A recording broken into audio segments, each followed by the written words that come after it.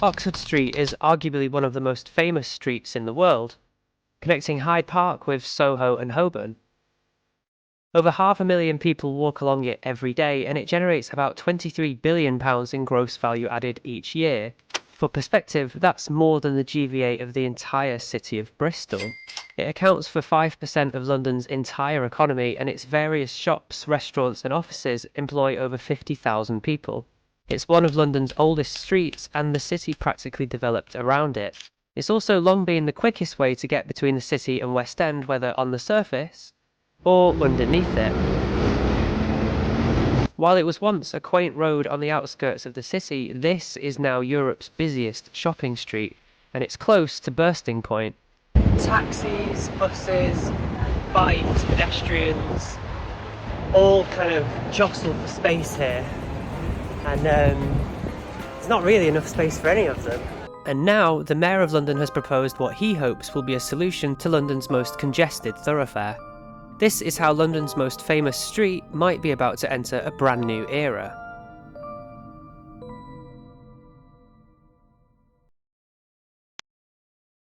What we now call Oxford Street has had quite a few different names. Oxford Street's history dates all the way back to Roman Britain, when it connected London with areas further west. In the 12th century, it was also known as Tyburn Road, after a river that crossed it. It's also been named after places the road heads in the direction of, first Uxbridge, then Worcester, and then Oxford. Over time, Oxford Road became Oxford Street. London's West End developed around it. Although this area started off as a far-flung western suburb of London, Oxford Street was a major thoroughfare which started to perform as a high street around the late 1700s. The street became a popular entertainment hub, with theatres, shops, and public houses gradually opening along it. One of these was the Pantheon, a neoclassical entertainment venue which later became a theatre. Its inner dome was often compared to that of the Pantheon in Rome, gaining its nickname. At the time, it was one of the largest rooms in the country. An M&S now sits on the site, but its history lives on. This Grade 2 listed building retains the Pantheon name. The street's transition into London's retail mile began around 1786. When it was described as having shops selling everything from watches and lamps to furniture and alcohol. And by the 1830s, the entire street from Hyde Park to Tottenham Court Road was dominated by retail. Department stores started to arrive in the 1870s, but the most imposing of them came in the early 20th century. Oxford Circus was built in 1810 as part of the Regent Street development, which widened roads and introduced some of London's most imposing buildings and created a street now synonymous with London. So Oxford Street has been a busy thoroughfare for basically as long as London has existed. But while it used to be a gateway into London for a small number of tiny towns, it's now a vital corridor at the heart of one of Europe's largest cities with a population of 9 million people. It's Europe's busiest shopping street, one of London's key tourist destinations and workplace for over 50,000 people. It's a problem which has now reached a critical point, with London's strong post-pandemic recovery and the opening of the Elizabeth line bringing hundreds of thousands of extra people into the area each day. But a few weeks ago, the Mayor and the UK government announced their plans to try and improve things.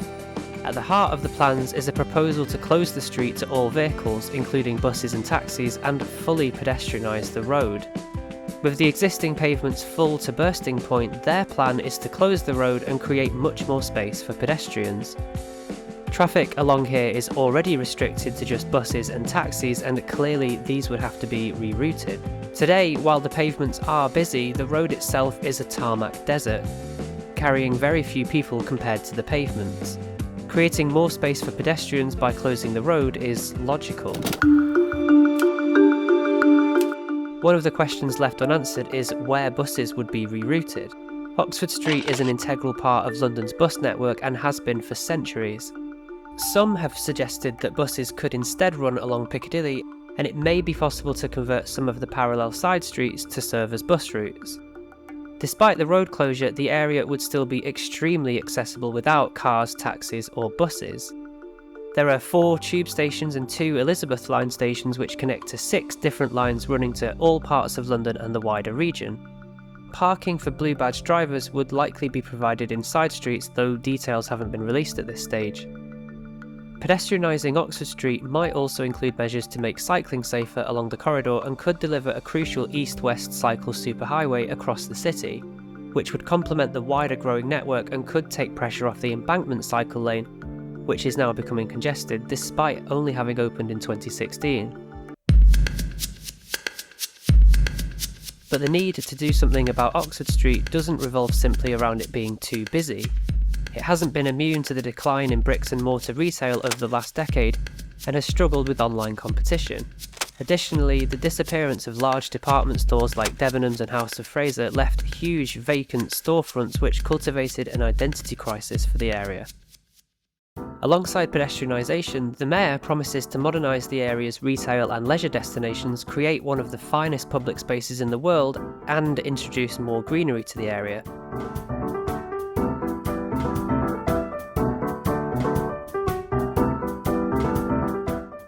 But while London has completed many pedestrianisation schemes, none of them have been ambitious enough to entirely close a main artery through the city. But that doesn't mean it's impossible, and it's already been done in cities around the world.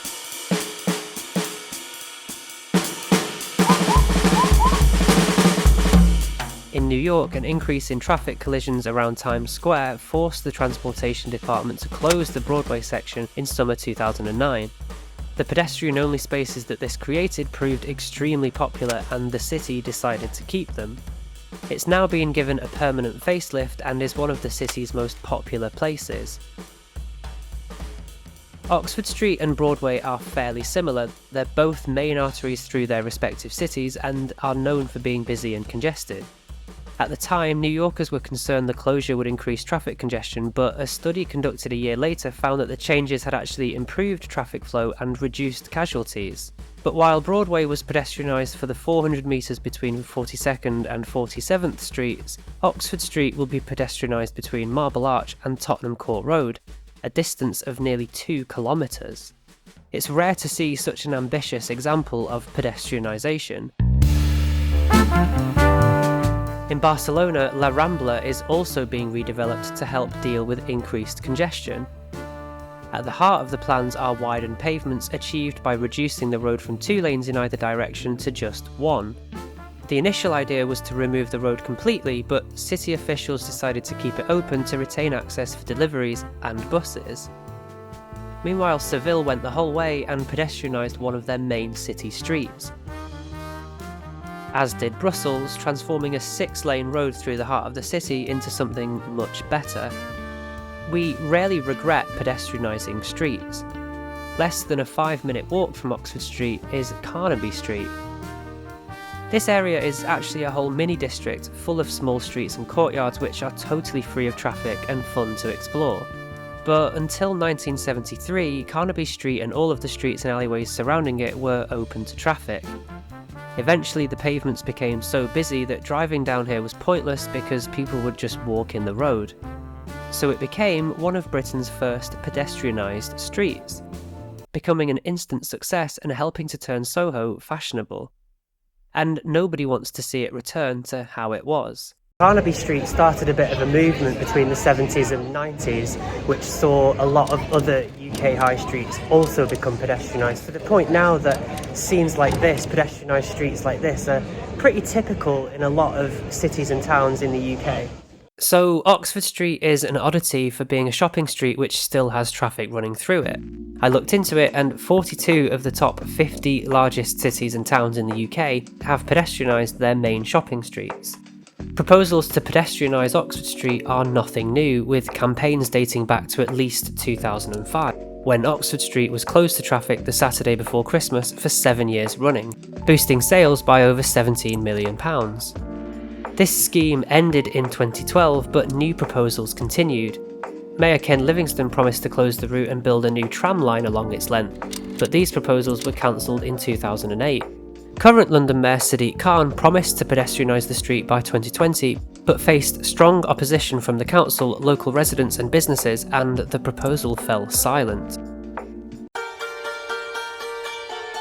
But a change in government during summer 2024 has potentially reignited the plans, with the new government announcing their support. saying the plans will drive growth, create jobs, generate more for the economy and give a boost to London's nightlife. The western side between Oxford Circus and Marble Arch would be pedestrianised first by 2027, with the eastern half to Tottenham Court Road following after that. The Mayor has confirmed that he intends to designate a mayoral development area to bring forward the wider regeneration of Oxford Street. It isn't clear what is planned for the space, but images shared by the Mayor indicate a similar plan to before, with more artwork, trees and greenery and places to sit. But other than that, there's really very little detail on what the space would be used for. The area could welcome a bit more diversity in uses. Being heavily reliant on retail, it gets pretty quiet after the shops close. Restaurants and bars could fill the pedestrianised streets into the evenings. But I'm keen to know your ideas, so please do let me know in the comments. In my view, the West End currently doesn't feel like it's for Londoners, it feels like it's more aimed at tourists, so I think there needs to be something for everyone here, and it shouldn't feel like a place that you have to pay to be in. I'm not actually sure where I stand on pedestrianising Oxford Street. It's a crucial bus route which drops passengers off right outside the shops, and so rerouting those would definitely make the area less accessible. I'd rather they pedestrianise some of the smaller side streets around Soho in a similar way that they have with Carnaby. A lot of those streets have a ton of character which could be totally enhanced with creating a bit more space for pedestrians and more space for events, more space for restaurants to spill out, that sort of thing, without rerouting major bus routes through the heart of the city. But I'm keen to know your thoughts, so please do let me know in the comments, and if you enjoyed the video, leave a like and subscribe, and I'll see you in the next video.